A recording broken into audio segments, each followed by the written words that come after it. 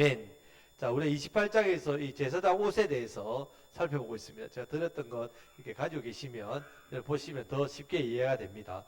오늘 옆에 있는 흉패입니다. 이 흉패에 대한 내용입니다. 이 흉패를 판결 흉패라고 부릅니다. 판결 흉패. 자, 이 제사장 옷, 에봇, 마치 앞치마와 같지요? 에봇이. 앞치마인 에봇 앞에다가 이렇게 흉패를 가슴에 딱 붙입니다. 이렇게. 자, 이것에 대해 살펴보겠습니다. 자, 15절 말씀을 다 같이 읽겠습니다. 너는 판결 흉패를 에봇 짜는 방법으로 금실과 청색, 자색, 홍색 실과 가느게 꼰 배실로 정교하게 짜서 만들되.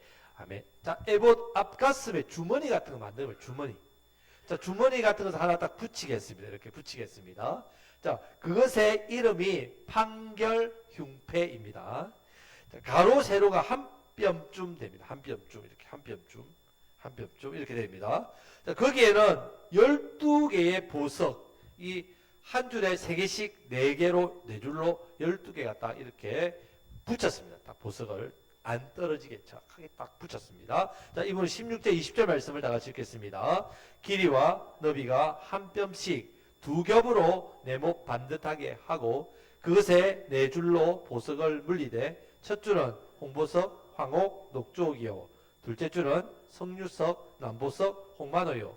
셋째 줄은 호박, 백만호, 자수정이요. 넷째 줄은 녹보석, 호만호, 벽옥으로 다 금태에 물릴지니. 아멘. 자, 12개의 보석을 이 금사슬로 이렇게 해서 띠로 딱 해서 보석이 떨어지지 않도록 정확하게 이렇게 메어서 붙여놨습니다. 그리고 대제사장 가슴에 붙여 있습니다. 자, 아무 보석이나 단 것이 아닙니다. 하나님께서 정해주신 보석, 그 보석도 정확한 위치가 있습니다. 자, 거기에다가 12지파의 이름을 각각 새겨 놓았습니다. 자, 첫째 주는 홍보석, 항옥, 녹죽인데 스불론, 이사갈, 유다지파. 둘째 주는 석류석, 남보석, 호마노인데 갓, 스몬, 시몬, 루벤. 셋째 주는 호박, 백만호, 자수정인데 베냐민, 므낫세, 에브라임. 넷째 주는 녹보석, 호마노, 벼우입니다. 납달리, 아셀, 단, 지파 이렇게 새겨놨습니다. 그 보석의 색깔과 형태가 그 지파와 뭔가 관계가 있어가 아니라 이렇게 하나님 정해 놓으셨습니다. 자, 이 보석들의 이름이 생소한 것도 있고 아는 것도 있습니다. 비슷한 거 있습니다. 홍보석은 루비를 말하고 홍만호는 다이아몬드라고 이야기를 합니다. 또 녹보석, 녹주옥은 붉은색, 수정 이런 그 당시에는 아주 진귀하고 가치 있는 보석인데 지금 우리가 들을 때도 또 해당되지 않는 것도 있습니다. 자, 4줄로 12개의 보석을 이 흉패에 붙였습니다. 자, 이것에 의미가 있다는 말입니다. 각각 지파를 상징합니다. 자, 하나님은 제사장이 어깨에 견대에다가 뭘 해놨습니까? 양쪽 보석을 해놓고 거기다가 6개씩 지파별로 이름을 적어놨단 말이에요. 자, 어깨 위에 이스라엘의 이름을 얹은 것과 또 12지파를 상징하는 이 보석 12개를 제사장 대기상의 가슴에 또 안겠다는 말이에요. 안게 가슴에. 자, 이 보석은요, 구약 시대 때는 12지파이고 신약 시대 때는 12사도를 기초로 세워진 뭡니까? 교회란 말입니다. 그러면 성도 한 사람 한 사람을 의미한다. 자, 이것은 예수님께서 우리 한 사람 한 사람을 이름을 어깨로는 짊어지고 있답니다. 우리를 짊어지고 가슴으로는 어떻게 한다고요? 예수님께서 안아서 어디로 나간다고요? 하나님 앞에 나간다. 자, 우리 예수님께서, 우리 고대의 예수님께서 우리의 죄를 어떻게 해요? 짊어지고 우리를 어떻게 해요? 가슴에 안고 어디로 나간다고요? 하나님 앞에 나간다. 가슴에 안았단 말이에요. 주 안에 있게 하는, 주 안에. 자, 우리가 이제 예배에 나왔습니다. 그냥 여러분 나왔습니까? 아니란 말입니다. 예수님께서 우리의 죄를 어떻게 해요? 다 짊어지셨기 때문에 나옵니다. 예수님께서 우리를 안에 품어주셨기 때문에 우리가 하나님 앞에 나온단 말입니다.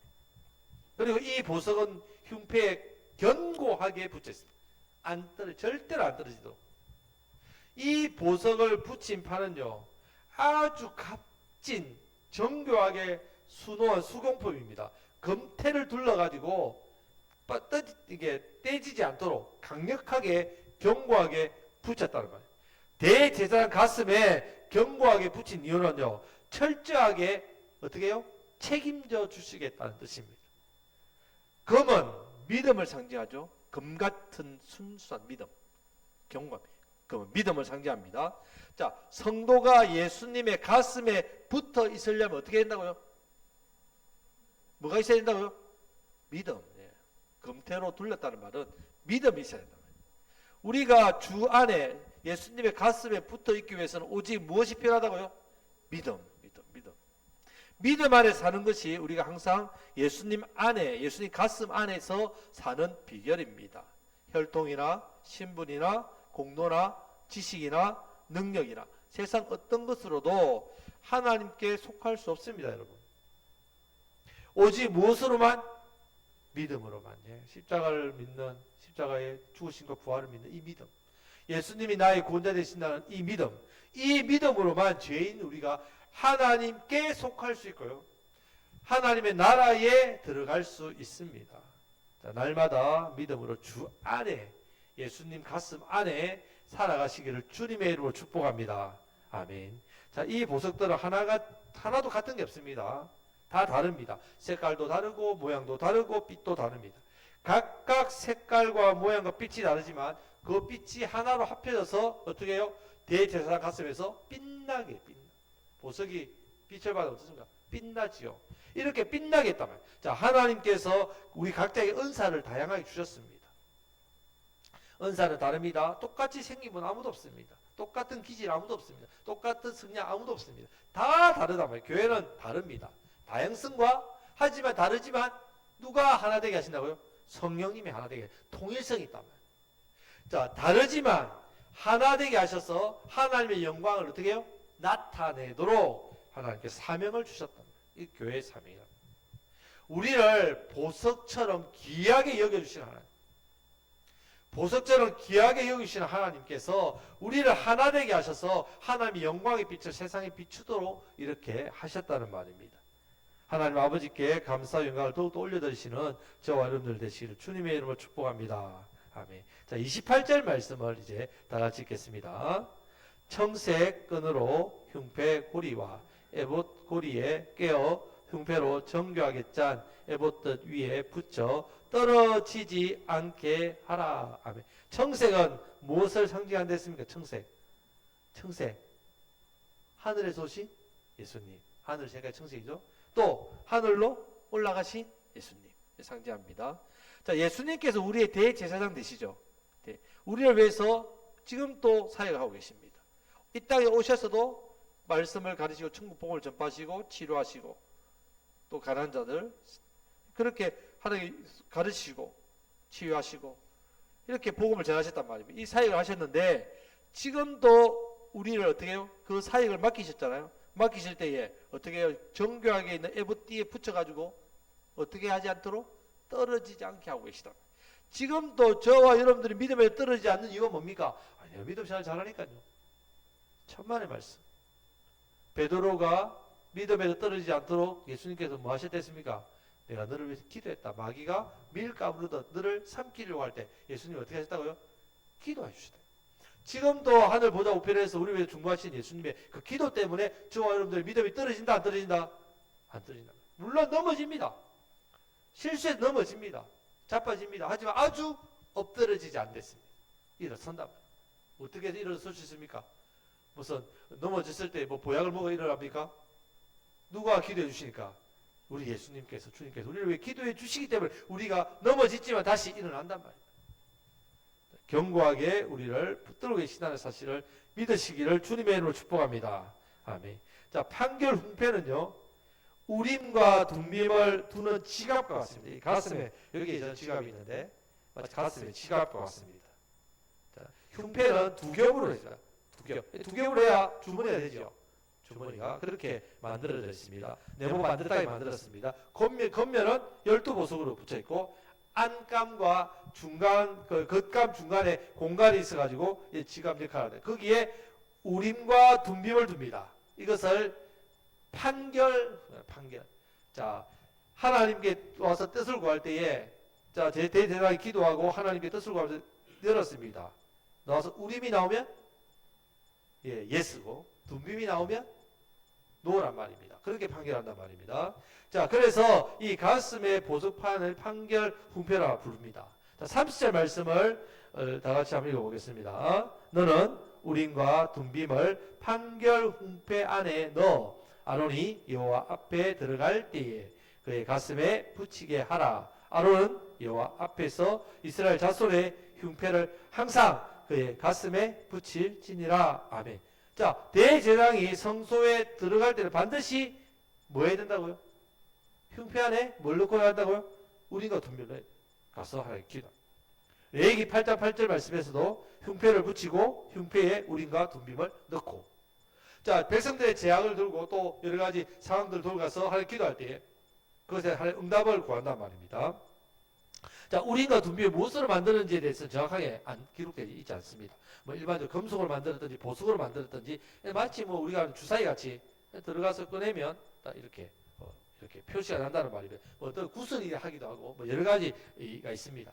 자, 이것은 하나님의 뜻을 알기 위해서 사용하는 제비뽑기와 같은 제비뽑기 그 도구입니다. 자, 블레셋이 이스라엘을 침략했습니다.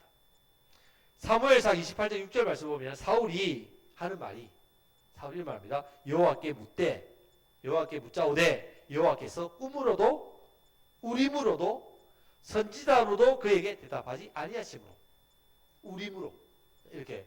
자, 이것의 판결 계속해서 그 당시까지 계속 이 대제사장에서 판결했단 말입니다. 하나님의 말씀을 거역한 사울에게 하나님께서 하나님의 뜻을 알려주지 않았단 말입니다. 우림으로도 알 수 없다는 말입니다. 자, 반대로 다윗은요, 아말렉 족속이 자기의 가산 가족들 다 어떻게 했습니까? 다 잡아갔지요. 성은 불타고. 그때에 백성, 함께 했던 용사들이 다윗을 돌로 죽이려 할 때 다윗이 어떻게 합니까? 긴급하게 기도하지요. 그때에 하나님께 묻는 내용이 보면요, 급하게 사무엘상 30장 7절 8절에 보면요, 다윗이 아히멜렉의 아들 제사장 아비아달에게 이르되 정컨대 에봇을 내게로 가져오라. 제사장 그죠? 에봇에는 뭐가 붙어 있습니까? 판결 흉패가 있다. 예. 아비나달이 에봇을 다윗에로 가져오매 다윗이 여호와께 묻자와 가로되 내가 이 군대를 쫓아가면 미치나이까? 여호와께서 대답하시되 쫓아가라. 음성을 듣단 말입니까? 뭘 뽑았단 말입니까? 우림을 뽑았단 말이에요. 우림을. 자, 그래서 미치면 당장 쫓아가면 이긴다. 응답을 받았단 말입니다. 지금 다윗이 제사장의 에봇 그 안에 있는 흉패, 여기에 있는 하나님의 뜻을 구해서 판결 흉패를 제사장 하면서 꺼냈을 때에 우림, 그렇게 해서 응답받고 가서 어떻게 했습니까? 하나도 잃은 것 없이 다 구했다 했습니다. 자, 이렇게 구약 시대 때 대제사장은 백성이 하나님 뜻이 무엇인가 물으러 오면 자기 품에 있는 이 흉패에서 어떻게 해요? 우림이나 둠빔을 꺼낸단 말입니다. 그것을 통해서 하나님 뜻을 전했단 말이에요. 자, 우림은 뜻이 빛입니다. 빛. 둠빔은 완전하다. 여러분, 빛이 완전하게 비치면 숨길 게 있겠습니까? 없겠습니까? 없지요. 어둠이 조금이라도 있겠습니까? 없겠습니까? 없지요. 완전하게 다 드러나요. 야, 하나님 판결 앞에서는 뭐라고요? 거짓도 없고 숨길 수도 없다는 말이에요. 완전하게 진실이 다 드러난다는 뜻입니다. 그래서 우림과 둠빔입니다. 자, 이렇게 통치자나 백성이 하나님 뜻이 무엇인지 알고 싶어서 그럴 때에 대제사장이 갑니다. 판결을 요청합니다. 하나님께서 이 우림과 둠빔으로 대답하셨단 말입니다. 자, 우림과 둠빔이라는 게 마치 뭔가 그 자체의 능력이 나타나는 게 아닙니다. 그 자체의 능력이 있는 게 아니라, 자, 하나님께 묻으려고 자, 대제사장에 와서 묻는 사람인지 아니면 자신의 삶 가운데 하나님께 묻지 않는 사람인지가 구분된단 말이에요. 그런 역할이란 말입니다. 하나님께 매사에 우림과 둠빔을 통하여 뜻을 구하려고 하는 사람의 삶인지 아니면 내 뜻대로 내 생각대로 결정해서 살아가려고 하는 사람인지, 이 자체 하나님이 말씀하신 여기서 하나님 뜻을 물으라는 이 말씀으로 구분된다는 말입니다. 완전한 빛으로 밝혀져서 하나님의 인도를 받고 사는 삶을 살고 있는 사람인지 아니면 어둠의 실패의 길로 가는 자기의 능력대로 자기가 자기 뜻대로 가는 사람인지가 구분됩니다. 여러분, 우리는 어떻습니까? 자, 오늘 이 시간 우리가 둠빔을 통해서 우리가 해야 될 가장 중요한 일을 깨닫겠다. 저와 여러분들이 해야 될 가장 중요한 일이 무엇입니까? 여러분 삶 가운데 우리가 해야 될 가장 중요한 일, 바로 따라 하시겠습니다. 늘 하나님께 묻는 삶입니다. 가장 중요한 일이 뭐라고요? 하나님께 묻는 삶이에요. 이것이 우리가 해야 될 가장 중요한 일입니다. 우리 대단한 일 할 수 있죠. 큰 일 할 수 있죠. 급한 일 있죠. 당장 먹고 살기 위해서, 내 생명 유지하기 위해서 하는 일들 있죠. 하지만 그보다 제일 중요한 게 뭐라고요? 내 삶에 늘 하나님께 묻는 삶. 내 삶의 크고 작은 일 앞에서 여러분 어떻게 결정합니까? 여러분들은 여러분 인생에 어려운 문제가 아픔이나 무슨 큰 일이나 작은 일이 생길 때 여러분들은 제일 먼저 어떻게 반응합니까? 내 감정부터 생각합니까? 내 마음부터 생각합니까? 어떤 내 경험부터 생각합니까? 상황을 보고 분석하고 판단합니까? 제일 중요한 일이 뭐라고요? 하나님께 묻는 일. 하나님 왜 이렇습니까? 어떻게 해야 됩니까? 자, 이스라엘 백성들이 광야 생활을 할 때나 가나안 땅에 들어가서 살 때에 자, 율법 말씀이 있습니다. 690 하지 마라 하라는 800 엄청 많죠. 자, 그렇게 많은 율법들 속에서 일일이 다 그 율법으로 할 수 있습니다. 하지만 매일 구체적인 삶과 일상 속에 크게 작게 일어나는 그런 일까지 구체적으로 하나하나 일까지 어떻게 해요? 알 수 있습니까? 모르지 않습니까? 일일이 대제사장에 가서 묻는다면 어떻게 되겠습니까? 대제사장 한 명인데 백성들은 수백만 명인데 그럼 대제사장 맨날 그것만 꺼내. 그렇죠? 자, 즉 우림과 둠빔을 통해서 이스라엘 백성들이 깨달아야 되는 게 뭐냐? 매사 뭐라고요? 자신의 삶에서 하나님께 물어야 돼. 가서 판결을 받는 그런 중요한 일, 판결. 그 외에는 어떻게 해요? 늘 하나님께 물어야 되는 그 인생이 복되다. 이것을 대제사장이 우림과 둠빔을 꺼내므로써 백성들에게 큰 일과 작은 일의 어떤 민족의 일, 공동체의 일, 어떤 사람이 죄와 판결 문제에서 할 때에 백성들은 그것을 보면서 어떻게 해요? 내 삶의 모든 매사에 누구에게 물어야 된다고요? 하나님께 물어야 된다. 아, 하나님께 묻는 삶을 살아야 되는 존재구나. 내가 하나님의 뜻을 구하고 살아야만 내 인생이 안전하구나, 평안하구나, 만족하구나, 정확하게 복되구나, 복이 임하구나. 이것을 깨닫는단 말이에요. 자, 저희는 마찬가지입니다. 우리의 삶은 항상 하나님께 기도하고 묻는 삶이 되어야 됩니다. 그래 안전합니다. 우림과 둠빔이 정확하게 하나님 뜻이 이렇다 저렇다 알려주는 것보다는요, 무엇이든지 내 삶 가운데 늘 하나님께 물어서 구해야 그 모습을 하나님 기뻐하시는구나. 하나님께 내 인생을 보실 때 내가 복 주시기로 하나님께 복 주겠다, 은혜 주겠다, 잘 되게 해주겠다 할 때에 그 어떤 자세? 하나님 묻는 사람인지 아닌지를 보는 거죠. 여러분들 내 생각에는 어떻습니까? 이거는 하나님께 안 물어도 되지. 내 경험으로, 내 지식으로, 내 삶의 노하우가 있는데 물어볼 필요가 없는데 그렇게 하기 쉽다는 말입니다. 내 생각이 앞서고 내 마음이 앞서고 내 감정이 앞서고 그래서 내 행동을 하는 그런 삶을 우리는 늘 살지 않습니까? 이렇게 했을 때 우리의 인생과 삶이 어떻게 되냐? 어렵게 된다는 말입니다. 어떻게 힘든 일을 경험하는지, 어떤 호된 인생을 살게 되는지를 사실 우리가 이미 많이 경험해서 알 겁니다. 압니다, 당연히. 자, 우리의 인생의 가장 중요한 일이 뭐라고요? 하나님께 묻는 일, 묻는 삶. 하나님께 묻는 삶. 큰 일을 묻고 작은 일을 하고 이런 짠짠한 일을 하나님께 물을 필요가 없지요. 그렇게 하면 안 된단 말이에요. 매사에 하나님께 물어야 됩니다. 자, 신약 시대에서 성도를 하나님께서는 왕 같은 제사장으로 부르셨단 말이에요. 모든 성도의 가슴 안에 우림과 둠빔의 역할을 하시는 분이 계십니다. 누구실까요? 성령님. 예. 우림과 둠빔의 역할을 하는 성령님 계시단 말이에요. 우리 안에는 대제사장이. 우리의 가슴에는 누가 있다고요? 성령님. 예. 여러분, 우리 대제사장입니다. 여러분들이 신약 시대의 왕 같은 제사장입니다. 우리는 우림과 둠빔을 가진 사람이랍니다. 우리 안에 성령님 계십니다. 이 성령님이 우리를 어떻게 세상으로 파수했답니다. 우리는 세상에 답을 해야 됩니다. 늘 말씀드리지만 우리는 세상 사람들이 인생에 대해 묻고 영혼 구원에 대해 묻고 이런 세상에 대한 어떤 많은 죄악에 대해서 물을 때 우리는 답을 해줘야 됩니다. 생명이 어디에 있는지, 그 인생의 복이 어디에 있는지, 그 인생의 방향이 어디에 있는지 안내해야 된단 말이에요. 성령님께 우리 각 사람에게 말씀하시는 게 음성을 들어야 된단 말이에요. 그것을 통해 하나님의 뜻을 깨달아야 된단 말이에요. 하나님, 성령님께 우리에게 정확하게 하나님 예스인지 노인지를 정확하게 우리에게 깨닫게 해주시되 성령님 의자시를 축복합니다. 구약 시대에는 우림과 둠빔이 대제사장에게만 있었지만 신약 시대 때 우리가 복을 받았죠. 왜요? 예수님을 믿는 모든 사람은 그 속에 그 안에 누가 계시다고요? 성령님 우림과 둠빔이 있다고.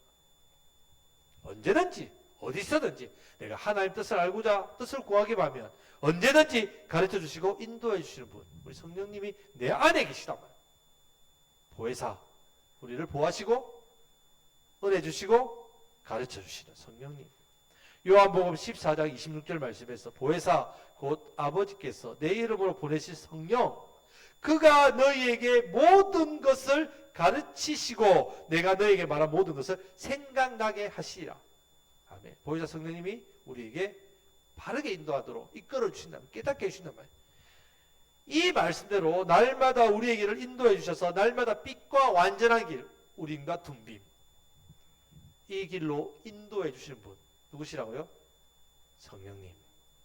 내 주관, 내 죄의 습관, 본능, 세상 방식, 이렇게 사는 삶을 사는 게 아니라 우리는요, 날마다, 때마다, 일마다, 사건마다 늘 우리가 누구에게 물어야 된다고요? 아, 예, 성령님을 통해서 하나님께 물어야 됩니다. 아버지께. 아버지, 묻습니다. 어떻게 해야 됩니까? 이 일이 어찌된 일입니까? 성령님, 이 일에 대해서 어떻게 해야 됩니까? 성령님 안에서 성령님 말씀하셔서 우리에게 가르쳐 줍니다. 성령님이 우리과 둠빔으로 말씀하셔서 우리를 깨닫게 해주십니다. 깨닫게 해주시고 어떻게 해요? 그 말씀대로 살아갈 힘을 주신단 말이에요. 순종할 수 있는 힘을 주셔서 빛과 완전한 길로 인도해 주십니다. 이 은혜를 누리시기를 주님의 이름으로 축복합니다. 주신 사명에 더욱더 잘 순종하심으로 성령님께서 우리를 세상에 보내셨어요. 세상 사람들에게 분명히 말씀하십시오. 참 생명이 어디 있고 인생의 참 복이 어디 있고 우리 영혼이, 이 땅의 인생이 영원한 천국이 어떤지 우리는 분명히 그들에게 제시해 줘야 됩니다. 많은 영혼을 살리시는 저와 여러분들 되시기를 주님의 이름으로 축복합니다. 아멘. 이제 말씀을